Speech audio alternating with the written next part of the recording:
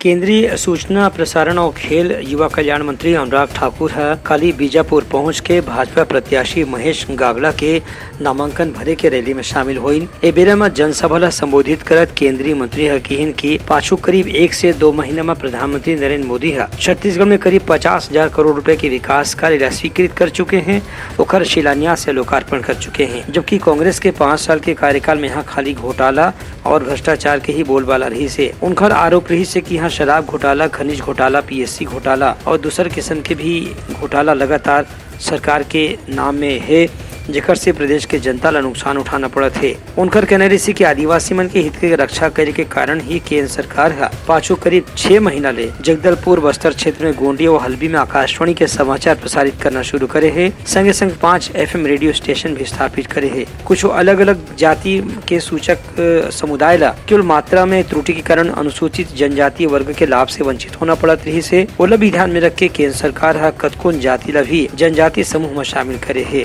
उनका कहना है कि यह सब कल्याणकारी योजना के कारण ही इधर भाजपा के पक्ष में परिवर्तन का माहौल दिखा थे। महेश गागड़ा जी पूरे छत्तीसगढ़ में एक ऐसी आवाज़ है जो न केवल आदिवासी बल्कि युवाओं, महिलाओं से लेकर पूरे छत्तीसगढ़ के लिए प्रदेश और देश के स्तर पर आवाज़ उठाते हैं। आज उनका नामांकन है। भारतीय जनता पार्टी के लोकप्रिय उम्मीदवार हैं। मैं अपनी ओर से बहुत सारी शुभकामनाएं देता हूँ।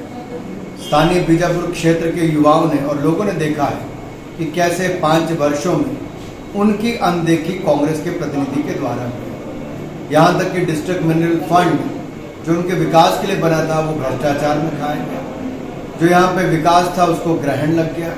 जो वायदे किए थे वो पूरे नहीं किए। चाहे बेरोजगारी भत्ते से लेकर हिंदू पत्ता तक अगर बोनस देने की बात हो वो भी नहीं दिया गया। आप कोई बात करें, जो वायदे कांग्रेस थे वो पूरे नहीं किए, वायदा खिलाफी की है। और मैं तो ये कहूँगा ये दऊ सरकार नहीं, ये खाऊ सरकार है। ये खनन माफिया, शराब माफिया और गोबर घोटाले से लेके अन्य घोटालों तक ये घोटाले और माफियों की सरकार है। ब्यूरो रिपोर्ट, उतलंगा न्यूज़।